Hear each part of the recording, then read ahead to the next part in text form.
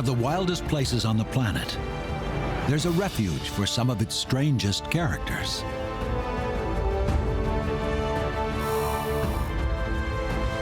Armored mammals.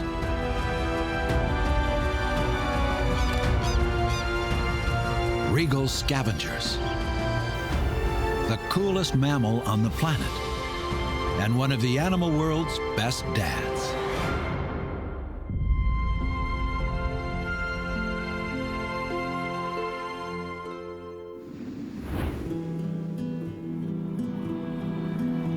One of the Earth's last great wildernesses lies in the heart of South America.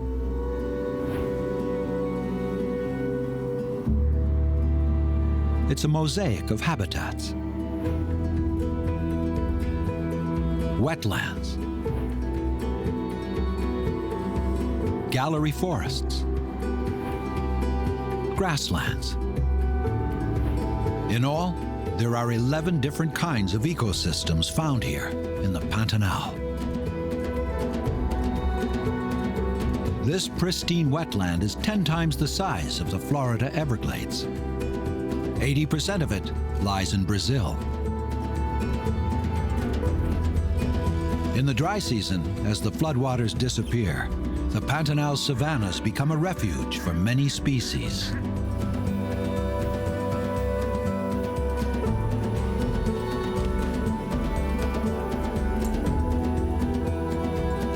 The giant anteater has lived here for about 25 million years. The maned wolf's long legs help it see over the tall grasses. At 3 feet high, it looks like a fox on stilts. The greater rhea, the largest South American bird, has a similar advantage. It's extremely tall.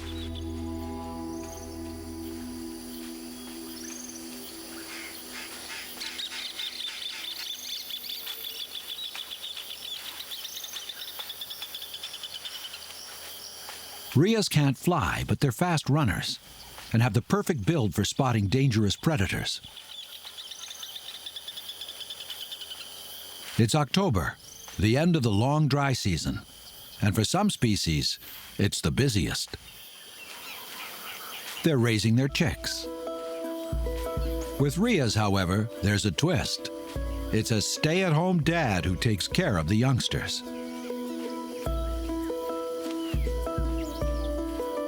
Like this lucky father who was out for an afternoon stroll with his chicks, all 24 of them.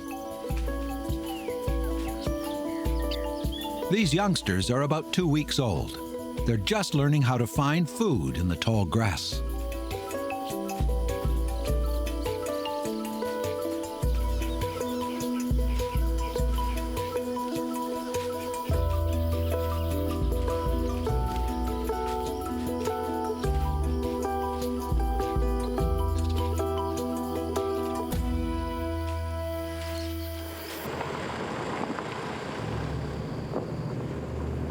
Biologist Wilfredo Moraes Thomas has studied the wildlife here for more than 2 decades. The Rheas, they have interesting reproduction system. One male dominates a group of 5, 6, 7 females that lay eggs in one single nest. After laying the egg in the first nest, the female may mate with the other males and lay eggs in up to 3 nests in the same reproduction season. Which means these siblings have different mothers, because a single nest can have 20 or even 30 eggs from different females. The more eggs, the better chance that some of the hatchlings will survive. But very few of the chicks will make it to adulthood. Most of them probably will die by predation accident, despite all the care from the father.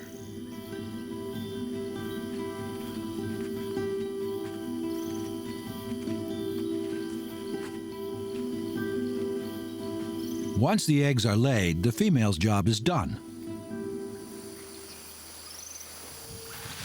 The father takes over, and he takes the job seriously. This dad incubated his eggs for 42 days.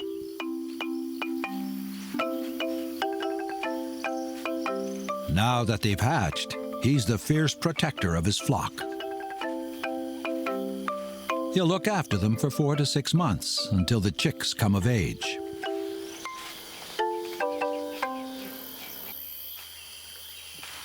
Like these siblings, these young Rheas are about 2 years old.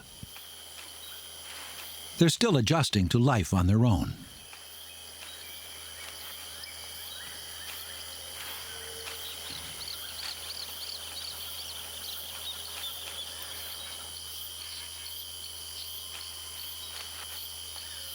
Rheas like to hang out together. A Rhea flock can be as big as 50 individuals, but smaller groups, like these 5, are much more common here.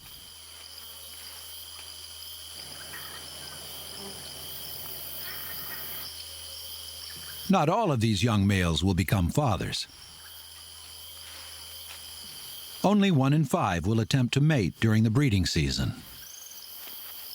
This youngster might be one of them. He's broken away from his flock, but will follow it from a distance.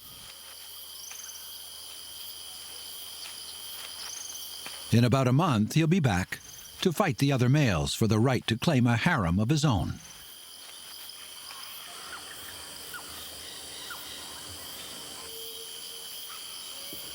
For now, he'll wander through the grasslands alone. Rhea prefer the drier places, but the Pantanal has many interconnected habitats. The flooding shapes the landscape, creating a mosaic, very intricate mosaic of forest patches, savanna patches in the middle of grasslands, a grassland that may be flooded seasonally, and grassland that is never flooded. So this creates a complexity in this landscape that also favors the biodiversity.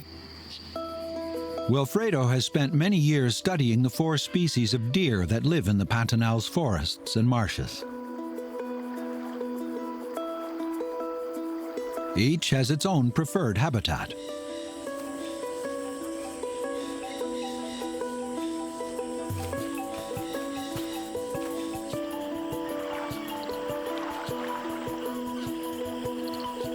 The marsh deer is the largest in South America.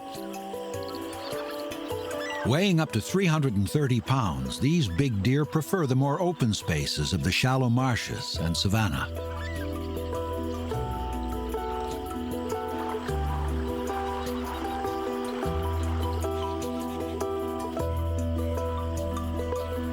The marsh deer is fed on aquatic plants, mostly. Aquatic grasses and all kind of plants adapted to this flooding regime. High digestibility plants, high protein content plants.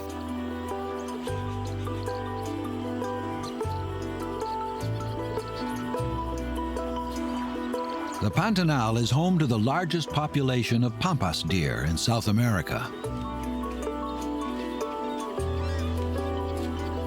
Pampas deer are smaller, but more numerous. They will occasionally venture into the marsh, but they usually prefer open grasslands. Male marsh and pampas deer both have antlers. But unlike their northern cousins, marsh deer don't shed them every year. Scientists think that antler shedding is triggered by changes in the amount of daylight. This close to the equator, there's almost no difference in the amount of daylight through the seasons. So perhaps that's why the marsh deer's antlers stay in place for 4 or 5 years. It's a mystery, since the pampas deer shed theirs every year. Pampas deer and marsh deer have a branched antler, relatively large antlers, because they are living in an open habitat, so there is no problem with obstacles. The large antlers of the pampas and the marsh deer aren't designed for intense dueling. They've got a subtler purpose. The antlers are an important instrument of setting up the hierarchy in the group. But they use it for a display or measuring power, but it's a very light interaction. Antlers advertise the size and the strength of the male.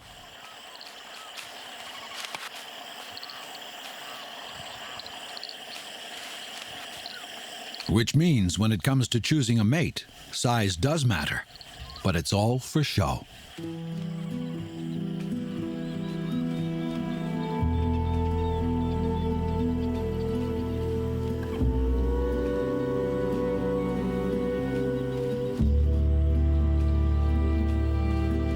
The two other deer species live in the forest, the red and the gray brocket deer.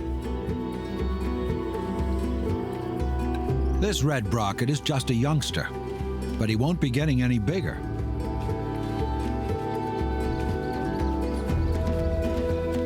Brocket deer are small. They rarely grow to more than 3 feet, and they don't get much heavier than 100 pounds.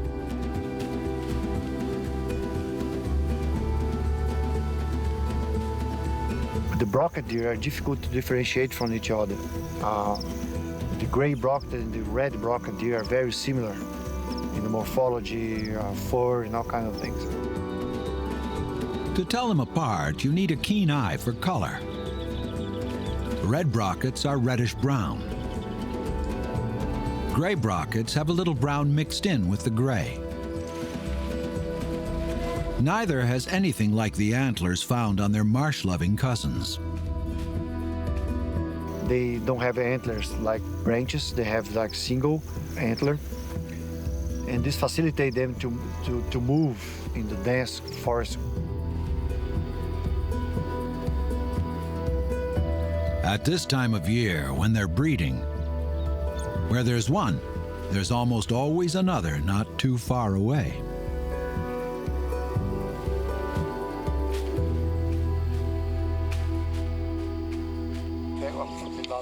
Studying deer may seem like an odd choice for a Brazilian biologist. But for Wilfredo, deer are one of the best indicators of the Pantanal's overall health. You can see the scenarios of climate change. This result is indicating that the marsh deer, by the end of this century, will decrease like 50% of the population. Habitat loss is the greatest threat to the marsh deer. As humans drain the wetlands and dam the rivers upstream, the Pantanal is shrinking. All the rivers that form the Pantanal starts in the high plateaus. So everything happens in the savanna, in the plateaus, will affect the Pantanal. There's no way to conserve species inside the Pantanal if you're not caring about what's going on in the upland. For many species living in the Pantanal, water is crucial for their survival, especially at the end of the dry season.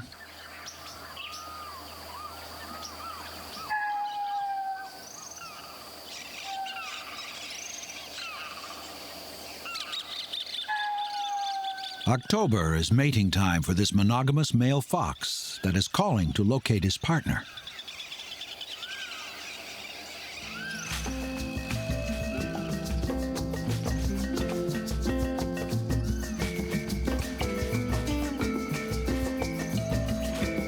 He's a crab-eating fox, named after his favorite food during the wet season.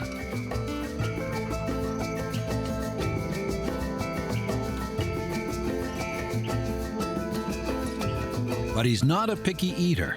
He's an opportunist and an omnivore, satisfied with a meal of insects or rodents, and, when he's quick enough, small birds. He also likes turtle eggs, tortoises, fruit, and lizards. And he won't turn up his nose at some tasty carrion.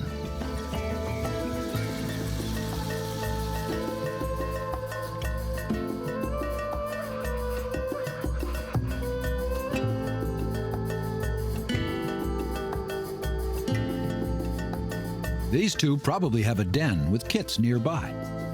They hunt together, relying on their excellent sense of smell to find prey.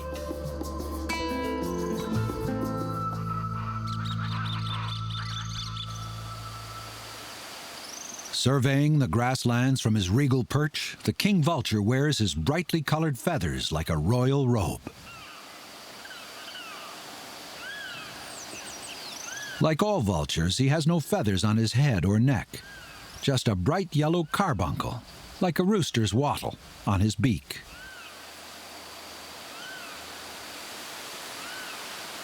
He may have just eaten. The bulging crop on his chest is for storing leftovers, either for himself or to feed his chicks. King vultures are dedicated parents. The pair's juvenile is about 18 months old and almost ready to head off on his own. For the last few weeks, he's been taking flying lessons from his parents, but he hasn't yet mastered the art of gliding.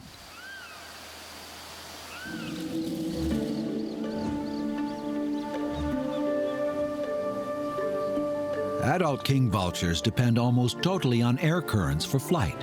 They don't flap their wings unless absolutely necessary.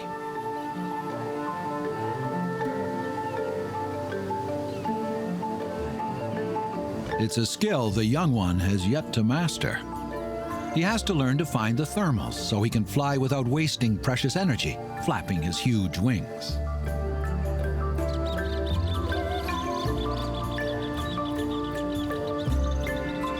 But it won't be long before he'll be an expert and use his 6-foot span and glide like the king he was born to be.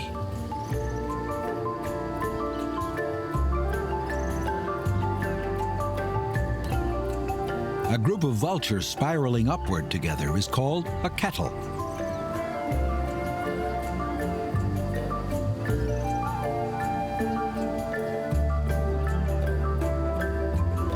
Airplane pilots have seen some vultures as high as 20,000 feet.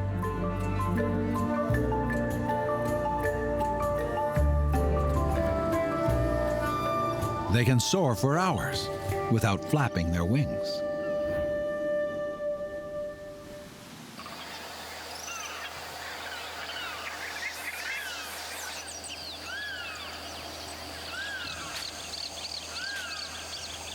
Below, the 2-year-old Rheas is still following the females.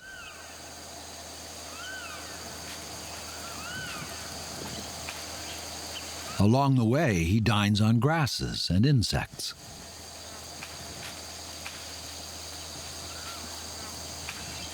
His long intestines act as fermentation chambers, where bacteria digest the cellulose found in his mostly green diet. The females are about 300 yards ahead. He's tracking them in search of a mate. But before he can try to win one, he needs to build up his strength. Rheas are very selective about what they eat, so they travel large distances in search of their preferred foods. They have a home range of about 4 square miles.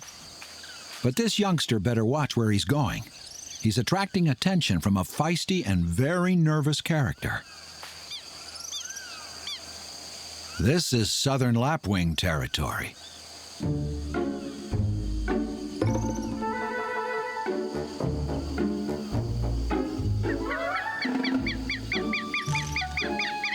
Southern lapwings lay their eggs in a shallow depression in the ground. The oblivious young Rheas is wandering right toward one. If he gets any closer, he could be in for a painful surprise.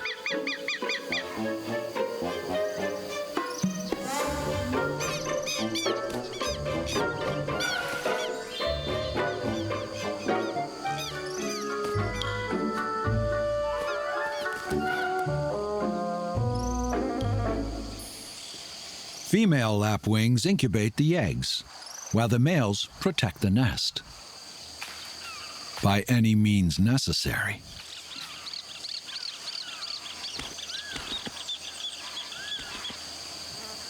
Nasty looks. Warning chirps. And when all else fails, dive bombing.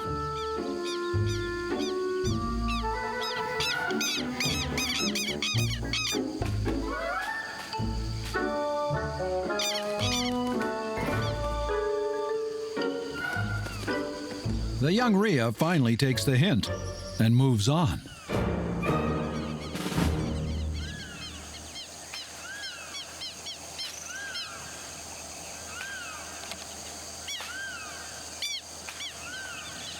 While the Rhea is focused on finding a mate, the giant anteater has something else on his mind. The dry season in the grasslands is the perfect time to find their favorite food. Ants and termites build their mounds during the dry season. Typically, they are between 3 to 6 feet high, although some can reach a height of 13 feet. They're like a giant anteater buffet, if the anteaters can find them. Female anteaters will search their territory, about 4.5 square miles, and males up to 3 every day, in search of food. Anteaters come in different sizes. Tipping the scale at 140 pounds, the giant anteater is the largest of them all. From the tip of its snout to the tip of its tail, this one is about 6 feet long. Its claws are so long, it has to walk on its knuckles. This giant anteater is the coolest mammal in the world. Its body temperature is a chilly 90.86 Fahrenheit. Most mammals are 96 to 100 degrees. With a low temperature comes a low metabolism, so anteaters sleep for as much as 16 hours a day. At times, they'll even fold their long fringed tails above their bodies to shelter themselves from the sun. Their hair is filled with pockets of air that provide extra insulation, like a duvet. Although they do venture out during the daytime, they have really poor eyesight. With their strong sense of smell, they much prefer feeding in the early morning or at night.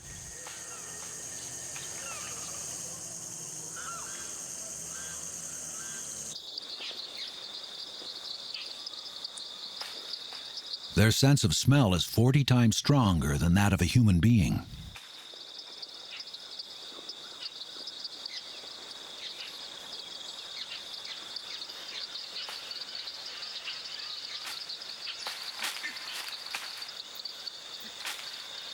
When they find a mound, they use their claws to crack it open. They eat about 35,000 termites and ants a day.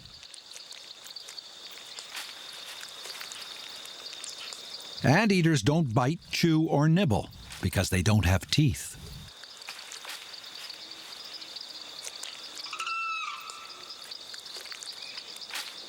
Their long, narrow tongues can be extended the length of the head, about 24 inches, and are coated with super sticky saliva that prevents the ants from getting away.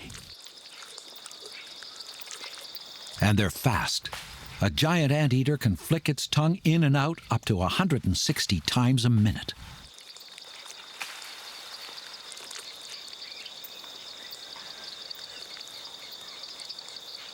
He won't destroy the mound to get at his tasty prize, and will only stay until the soldier ants arrive to defend the colony, which takes about 40 seconds.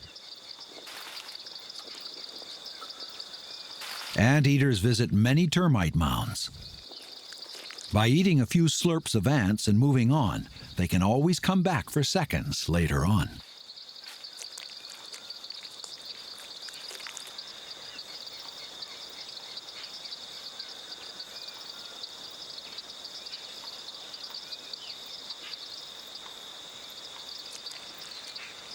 The southern collared anteater is much smaller than its giant cousin, but no less effective. Like their much bigger and hairier cousins, they eat ants and termites, but they also like honey.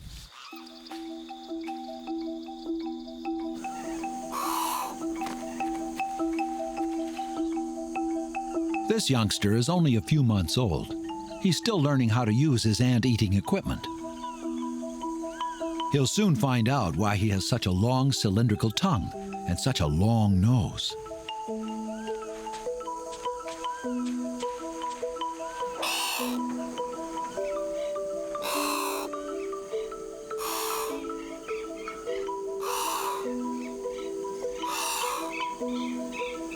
The southern collared anteater spends much of his time in the trees. It uses its prehensile tail as a fifth limb when climbing, though it does take practice.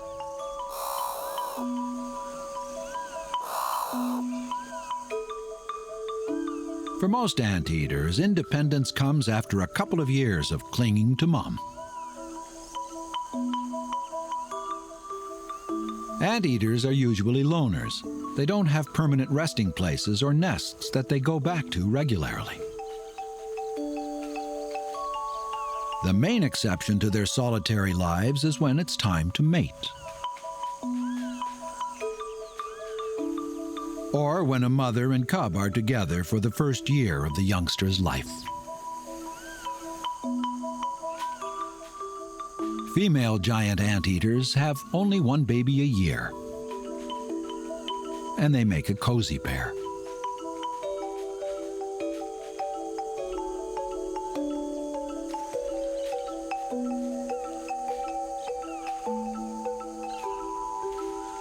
It's quite practical. The mother and the baby's stripes line up, so the baby is well camouflaged.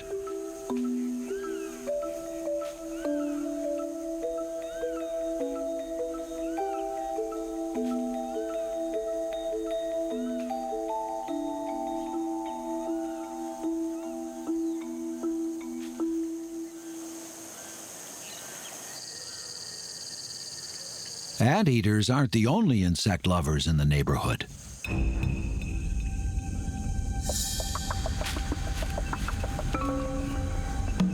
Their prehistoric cousins, the armadillos, also live here.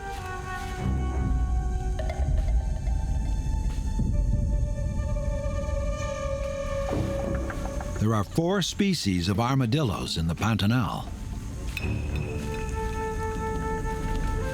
This is the 9-banded.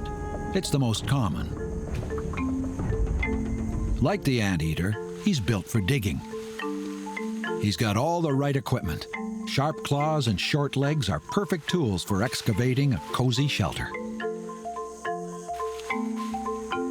Or for scraping up something good to eat, like ants, beetles, and grubs, and even bits of flesh from carrion.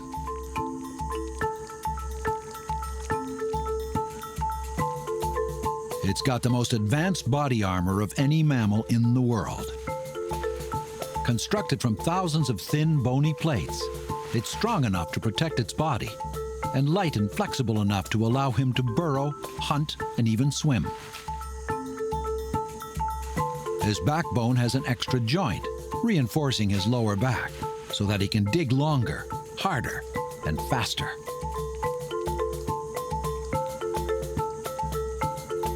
Armadillos have been fine-tuning their design for 59 million years. Just like the giant anteater, they have a slow metabolism and a low body temperature. And now that he's dug himself a burrow, he can hide and stay warm.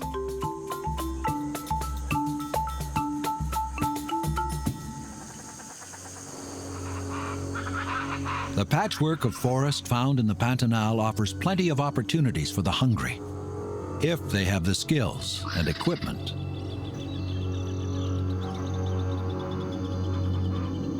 Turkey vultures, with their 7-foot wingspans, are constantly scavenging.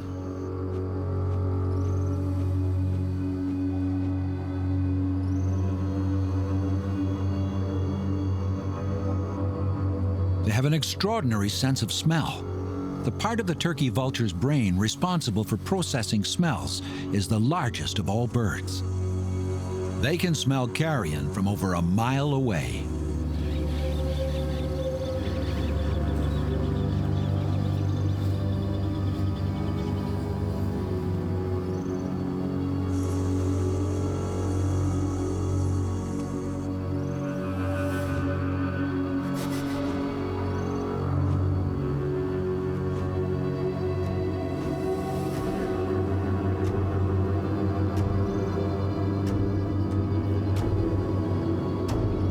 Their cousins, the king vultures, have a poor sense of smell. They rely on other scavengers to find meat for them.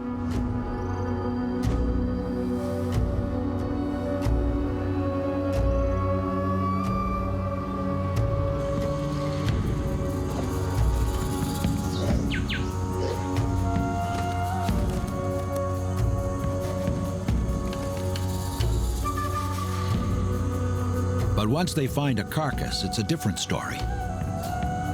The king vulture's beak is bigger and more powerful than other vultures, which allows him to rip into the tough hides of larger animals, providing access to the other scavengers.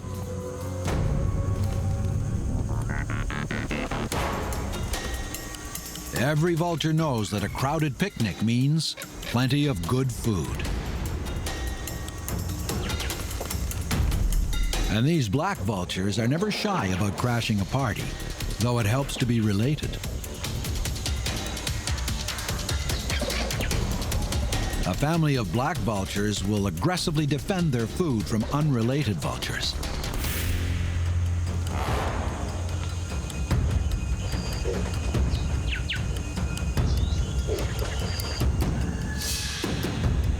But when the meal of the day is the carcass of a 600-pound domesticated cow, there's enough for everyone.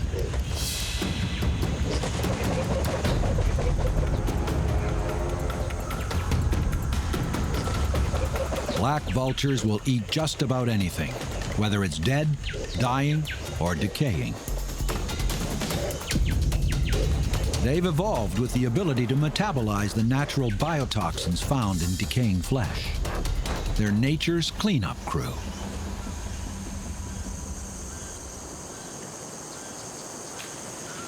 News of the feast spreads quickly. And it isn't long before the hullabaloo around the carcass attracts the attention of the hungry fox.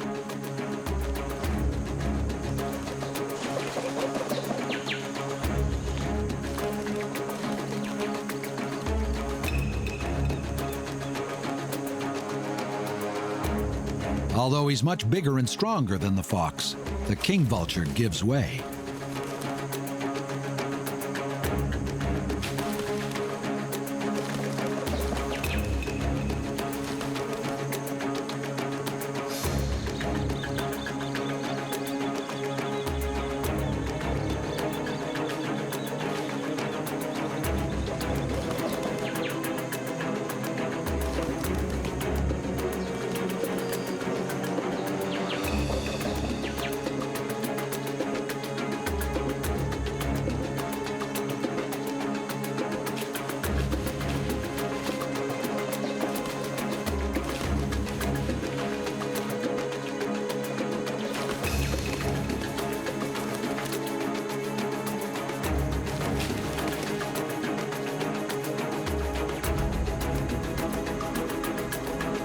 The fox scores a quick bite.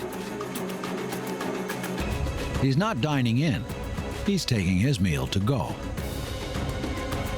Perhaps back to a cozy foxhole where hungry kits and their mother wait for him to come home with something good to eat.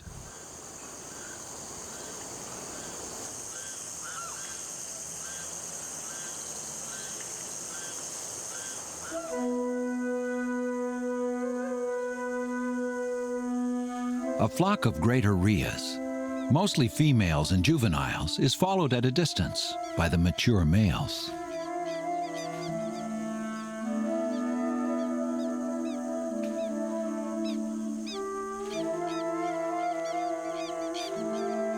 It's the breeding season.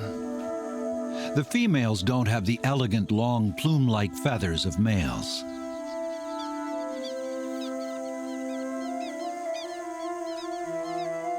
One day, he'll use his wings to show off and try to attract females to his harem.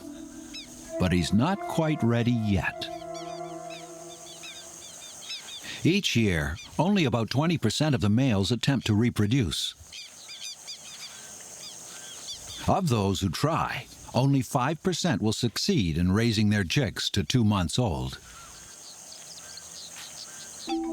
Breeding takes a lot of energy for the males, since they incubate the eggs and guard the chicks. There is little time to eat.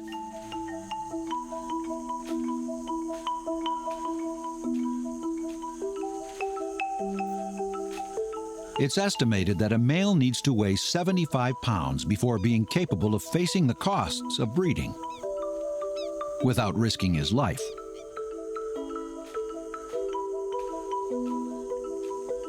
Weighing less would result in a body weight below that of a 1-year-old juvenile.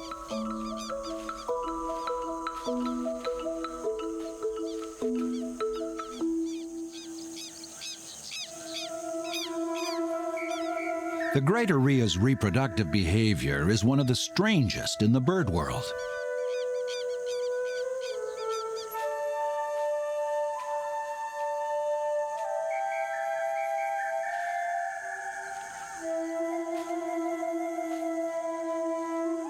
This young, inexperienced male might even help a more dominant male with his nest.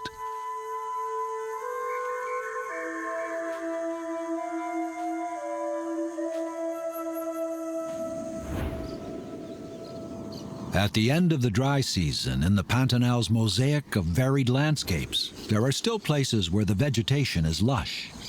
It's green next to the lagoons and rivers.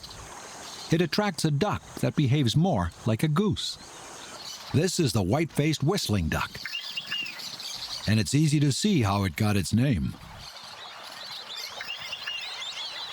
In most duck species, the males are the colorful ones, but like geese, male and female whistling ducks look alike.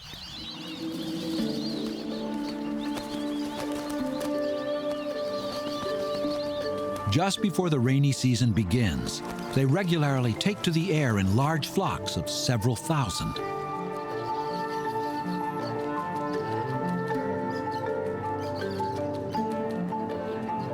If food is scarce, they'll migrate more than 300 miles to a more favorable spot.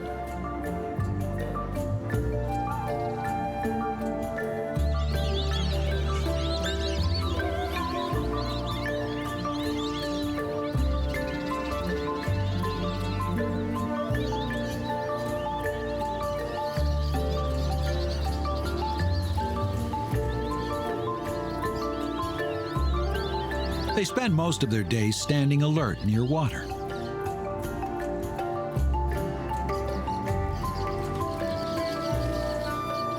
Whistling ducks are monogamous for many breeding seasons. Since the males don't have flashy feathers to impress their mates, they need to reinforce their bond throughout the year. Mutual preening is a good way to do that. Especially as the approach of the rain signals the beginning of their breeding season. The flocks settle near lagoons and marshes, where they'll build their nests.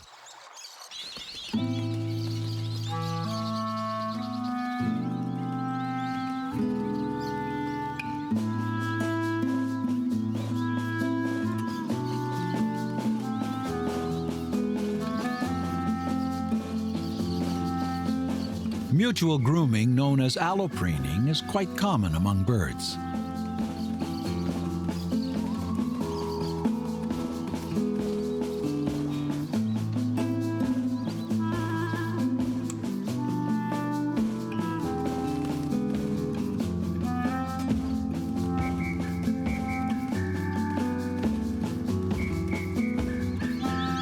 Some ducks talk about it, or negotiate, or even quibble a little. But eventually, they get down to it.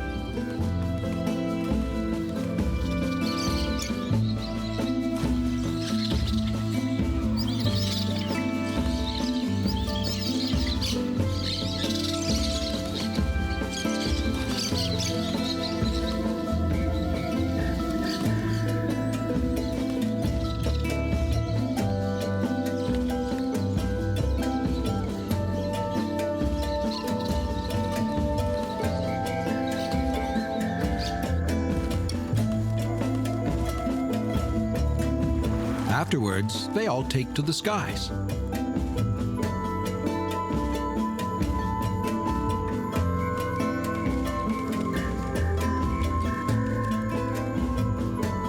The females will soon be back to lay their eggs. The males will help raise their chicks, another rarity in the duck world.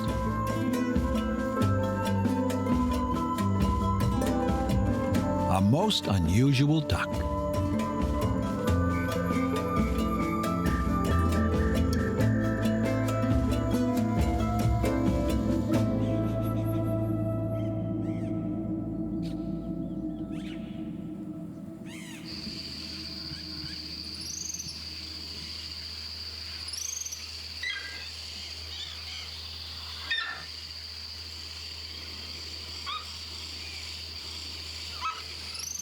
Some savanna birds spend more time on the ground than in the air. The red-legged Sariema can fly. But given the choice, it'd rather stretch its legs than flap its wings.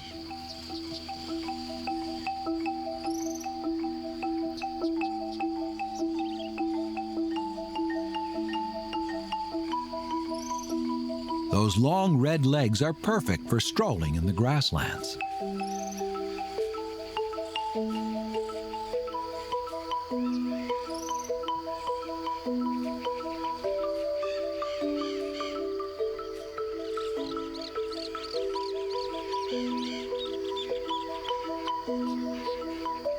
And its long, sharp beak is good for snatching insects, frogs, and even small birds out of the grass.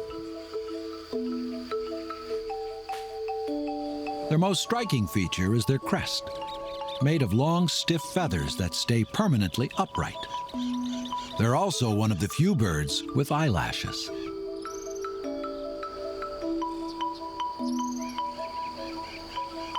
Red-legged Sariemas spend most of their time in pairs.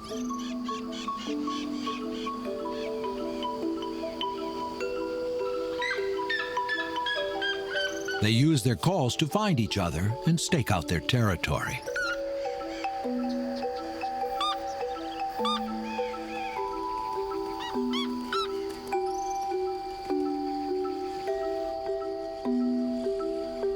And they'd almost always rather run than fly.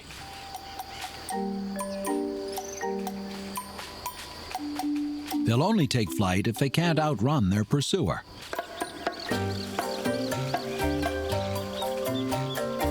They can easily run faster than a human, especially through the rough, tall grass. Their top land speed record? Over 25 miles per hour.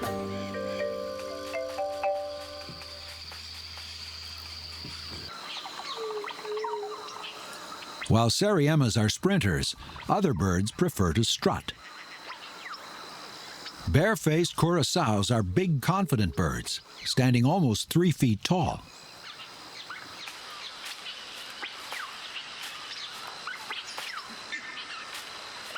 The male has a yellow beak and a striking crest of feathers on his crown.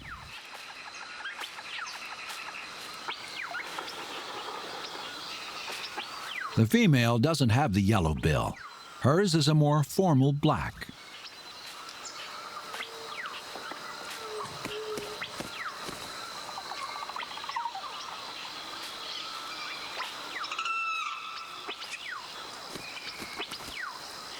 These are adult individuals. Like the whistling ducks, they're monogamous. That means they'll be together for a long time. Curassows have a lifespan of about 24 years.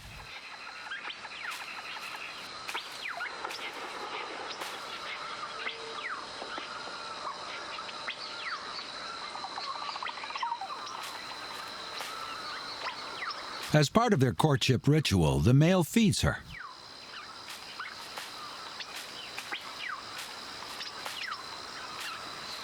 Bare-faced curassows spend most of their time stalking about, searching for fallen fruits, berries, and seeds to eat.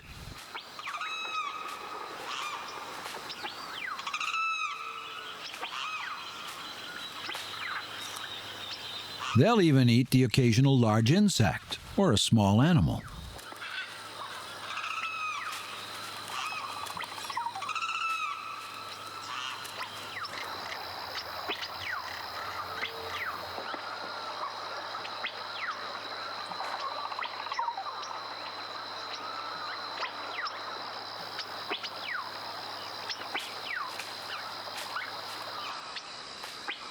They live in pairs or in small groups.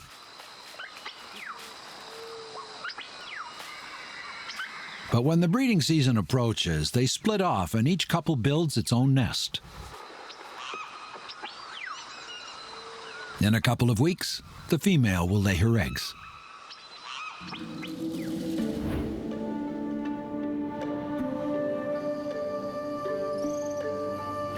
This persistent young male Rhea is still looking for a mate.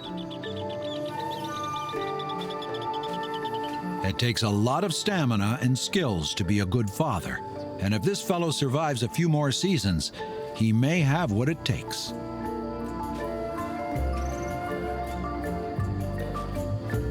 In the meantime, he lives and learns.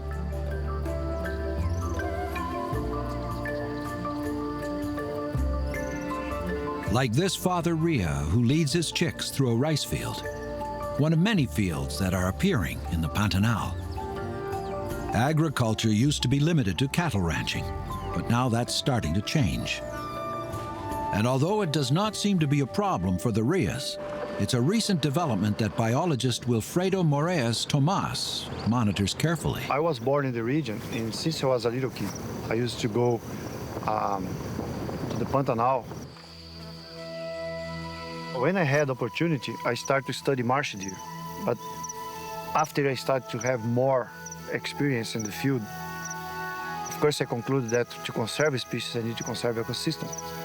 And this brings me a lot of satisfaction because today I have opportunity to work on habitat conservation, landscape conservation on very broad, like a regional scale. While much of Brazil's grassland is under threat, many of its species are still thriving in the Pantanal. And as long as scientists like Wilfredo stand guard, one of the largest tropical wetlands on Earth remains a hotbed and a refuge for life.